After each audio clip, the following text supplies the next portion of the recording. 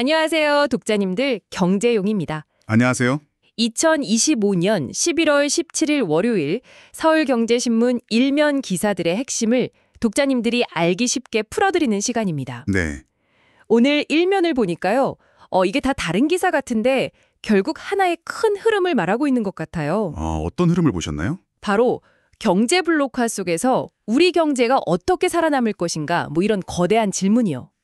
국내 투자부터 K바이오 또 글로벌 공급망까지 이 모든 게 다 연결되는 느낌이거든요. 와, 정확하게 보셨습니다. 그럼 그 흐름의 첫 번째 이야기부터 시작해 볼까요? 좋습니다. 네. 첫 번째 소식은 국내 주요 대기업들이 정말 어마어마한 그야말로 천문학적인 규모의 국내 투자 계획을 발표했다는 내용입니다. 이게 한미 관세 협상 끝나고 바로 이재명 대통령이랑 재계 총수들이 만난 자리에서 나온 거잖아요. 맞습니다. 근데요. 대통령이 한마디 했다고 기업들이 이렇게 막 몇백 조씩 투자를 발표하는 걸 보면 이거 좀 보여주기 시간인가? 그런 생각도 살짝 들어요. 물론 그런 정치적인 타이밍도 무시할 수는 없죠. 그렇죠. 네, 하지만 그 이면에 더 큰 흐름을 봐야 합니다.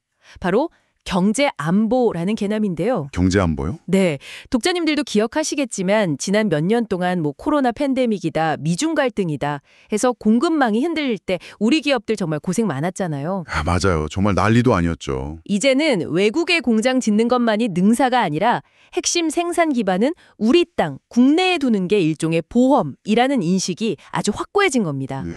그러니까 이게 그냥 돈을 쓰는 투자가 아니라 외부 충격에도 버틸 수 있는 우리 경제의 경제 요새를 짓는다는 의미군요. 바로 그겁니다. 경제 요새. 아주 정확한 표현이세요. 그럼 그 요새 규모가 대체 어느 정도인가요? 규모가 정말 상상을 초월합니다.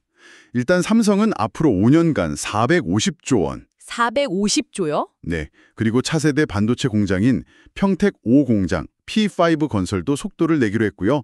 5년간 6만 명 고용 약속도 다시 한번 확인했습니다. 와. 현대차 그룹도 2030년까지 국내에만 125조 원 이상을, 또 SK그룹은 2028년까지 용인 반도체 클러스터에 128조 원을 투입합니다. 잠깐만요. 그럼 삼성, 현대차, SK만 합쳐도 벌써 700조가 넘네요? 그렇죠. 이 SK 클러스터가 완성되면 총 600조 원의 생산 유발 효과가 기대된다고 해요. 이야, 정말 요새라는 말이 실감이 나네요. 다른 기업들도 있나요? 그럼요. LG그룹도 향후 5년간 100조 원 투자 계획을 차질 없이 이행하겠다고 했고요.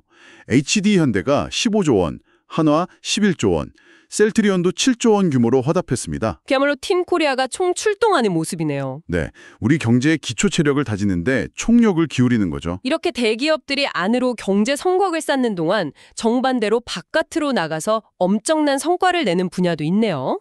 K바이오 이야기인데요. 기술 수출 규모가 사상 최대라고요? 네, 이건 정말 놀라운 소식입니다. 올해 우리 바이오 기업들이 맺은 기술 수출 계약이 총 16건, 약 135억 달러 규모인데요. 135억 달러요? 네, 근데 중요한 건 전체 액수가 아닙니다. 잠깐만요.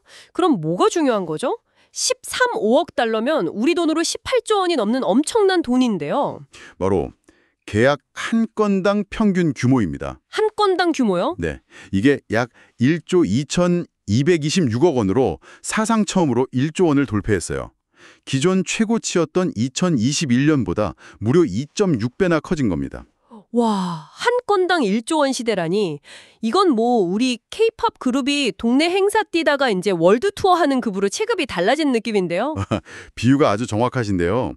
이게 단순히 계약 건수가 늘어난 게 아니라 우리 기술의 가치를 완전히 다르게 평가받기 시작했다는 신호거든요. 패스트 팔로워에서 기술 선도자로 위상이 바뀌고 있다, 이런 의미겠군요. 맞습니다. 그 핵심에는 바로 신뢰가 있습니다. 신뢰요? 네, 한 전문가 분석에 따르면요. 과거에는 글로벌 제약사들이 한국 기업 데이터 이거 믿을 수 있어? 하고 불안해했지만 최근에 성공 사례가 계속 쌓이면서 이제는 K바이오 기술은 일단 믿고 본다. 이런 분위기가 만들어진 거죠. 아하.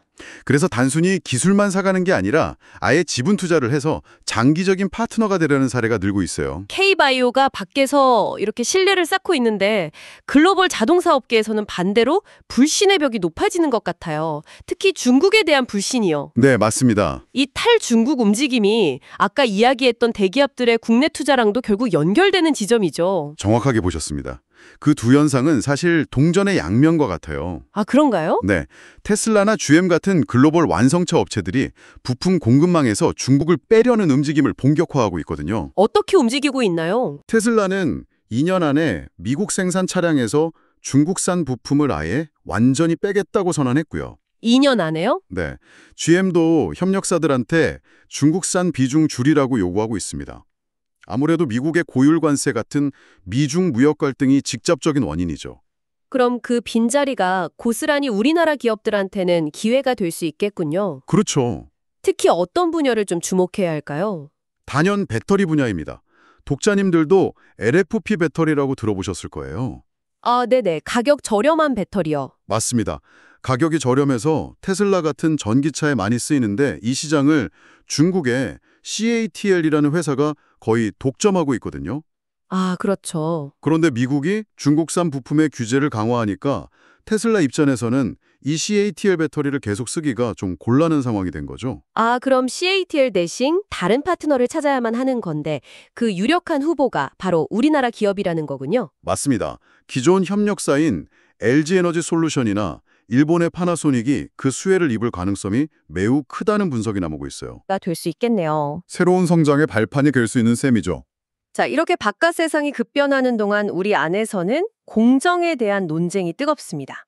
이재명 대통령이 현 금융제도를 금융계급제라고 비판하면서 불이 붙었는데요. 네, 아주 뜨거운 감자죠. 이 비판의 핵심은 결국 가난하면 높은 이자를 물어서 더 가난해진다. 즉, 소득이 신용등급을 결정한다는 거잖아요. 네, 보통 그렇게들 생각하시죠. 근데 기사를 보니까 실제 데이터는 전혀 다른 이야기를 하고 있어서 아주 흥미로웠어요. 네, 소득이 낮으면 신용점수도 낮다. 이게 과연 사실일까? 데이터를 통해 파헤친 기사인데요. 결론부터 말씀드리면 신용점수를 매길 때 소득은 거의 영향을 미치지 않습니다. 아, 정말요? 네, KCB 같은 신용평가사 기준을 보면요. 대출이나 카드 이용 형태가 38%, 빚이 얼마나 많은지가 24%, 그리고 연체 없이 잘 갚았는지 같은 상환 이력이 21%예요. 이 세 가지가 거의 전부입니다. 그러니까 핵심은 얼마나 버느냐가 아니라 빌린 돈을 얼마나 성실하게 갚았느냐 하는 거군요. 바로 그겁니다. 그렇다면 실제 데이터는 어떻게 나타나나요? 정말 소득과 신용등급 사이에 아무런 관계가 없는 건가요? 국회 천하람 의원실 자료를 보면 정말 역설적인 상황이 드러나요. 소득 하위 30%, 저소득층이면서도 신용점수가 높은 고신용자가 무려 2,002만 명에 달합니다. 와, 2,002만 명이요? 소득은 적어도 약속은 철저히 지킨 분들이네요? 그렇죠. 정말 의외의 결과죠. 그럼 반대로 돈은 많이 벌면서 신용이 낮은 사람들도 많다는 뜻인가요? 바로 그 점이 핵심입니다. 오히려 소득 상위 30%인 고소득자이면서 저신용자인 사람이 42만 6천 명으로 소득 하위 30%인 저신용자 33만 7천 명보다 9만 명 가까이 더 많아요. 세상에, 더 많다고요? 네, 이 데이터가 명확하게 보여주는 건 고소득이 고신용을 보장하지 않는다는 사실입니다. 신용은 소득이라는 계급이 아니라 상환 이력과 성실성이라는 개인의 태도에 달려 있다는 거죠. 그렇군요. 이건 뭐 미국 FICO 점수도 마찬가지예요. 소득을 직접 반영하지 않고 약속한 날짜에 돈을 잘 갚았는지 같은 개인의 신용거래 역사를 중심으로 평가합니다. 위험도가 높은 사람에게 더 높은 금리를 적용하는 건 어떻게 보면 금융의 가장 기본적이고 합리적인 원리라고 할 수 있겠죠.